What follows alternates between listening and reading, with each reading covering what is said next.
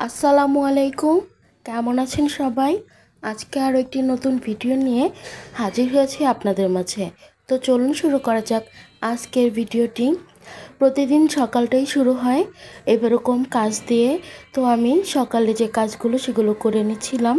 সকালের কাজ বলতেই তো বিছানা গোছানো, ঘর গোছানো, ঘর ঝাড়ু দেওয়া, এইগুলোই। তো সব কাজ সেরে এখন আমি চলে এসেছি রান্না করতে। আর আজকে রান্না করব আলু ভাজি, যেটাকে আমরা ছোট আলু ভাজি বলি, অনেকে এটাকে লাল আলু বা অন্যান্য নামেও বলে থাকে। তো আজকের এই সাধারণ ভিডিওটি খুবই অল্প মশলা আর একদম হাতের কাছের জিনিসপত্র দিয়ে তৈরি করা। তো আপনাদের কাছে খুবই ভালো লাগবে। আর যারা ব্যাচেলর আপু ভাইয়া আছেন, সময়ের জন্য রান্নাবান্না করতে পারেন না, তাদের জন্য কিন্তু এই রান্নাটা একদম উপযোগী রান্না। তো চলুন শুরু করা যাক আজকের এই ভিডিওটি।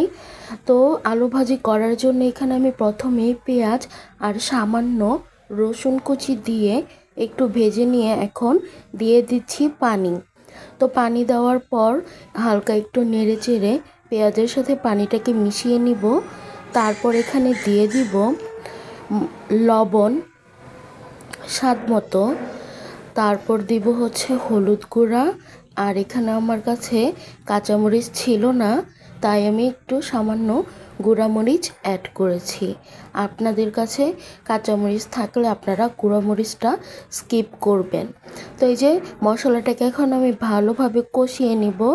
মশলাটাকে কষিয়ে নিয়ে আলুগুলোকে দিয়ে দিব। এই ভাজিটা খেতে কিন্তু খুবই মজার হয়। আর সেই মজাটা পেতে হলে আপনাদেরকে অবশ্যই কিন্তু এটা ট্রাই করতে হবে। আর যদি ভিডিওটা লাইক দিয়ে দেখা শুরু না করেন, তাহলে ভিডিওটাতে একটা লাইক করে দিবেন। তো যাই হোক, এই যে মশলাটাকে আমি ভালোভাবে কষাচ্ছি। কষানো হয়ে গেলে আমি এখানে আলুগুলো দিব। এই যে আলুগুলো দিয়ে দিচ্ছি।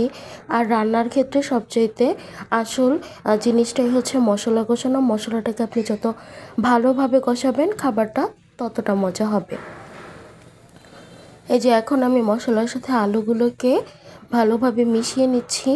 আর মেশানো হয়ে গেলে এখানে আমি সেদ্ধর জন্য দিয়ে দিচ্ছি পানি। এই পানিটাতে আলুটাকে সেদ্ধ করবে। আর এই আলুটা যেহেতু একটু সময় নেয় সেদ্ধ হতে, আর খোসা সহ দিয়েছি, আলু কিন্তু খোসা সমেত সেদ্ধ হতে একটু সময়ই নেয়। তো এই যে যাই হোক, আলুটা বলক চলে এসেছে। এখন আর একটু নেড়ে দিব, মানে এপাশ ওপাশ করে দিব, তাহলে আলুটা সেদ্ধ হতে একটু তাড়াতাড়ি সময় নেবে। আর এই বলক আসার পর, সেদ্ধ হয়ে যাওয়ার পর চুলাটাকে বাড়িয়ে দিয়ে পানিটাকে শুকিয়ে একদম মচমচে করে ভেজে নিব। তাহলে আলুটা খেতে অনেক ভালো লাগবে। আর এইভাবে রান্না করে তো প্রায় কম বেশি সবাই খান, বিশেষ করে উত্তরবঙ্গের মানুষজন কিন্তু এই খাবারটা বেশি খায়। তো যাই হোক, আপনাদের কাছে কেমন লাগে এটা কমেন্টে জানাবেন। আর যদি নতুন দেখে থাকেন এভাবে, তাহলে অবশ্যই বাড়িতে ট্রাই করবেন। তো ধন্যবাদ সবাইকে, যারা যারা এতক্ষণ কষ্ট করে আমার ভিডিওটি দেখলেন। ভিডিওটা ভালো লাগলে একটা লাইক দিয়ে দিবেন আর কমেন্ট করে জানাবেন। তো আজকে এখানে বিদায় নিচ্ছি। সবাই ভালো থাকেন, সুস্থ থাকেন, আমার চ্যানেলের পাশেই থাকেন। অন্য নতুন ভিডিও দেখার আগমন জানিয়ে এখানেই বিদায় নিচ্ছি। আল্লাহ হাফেজ।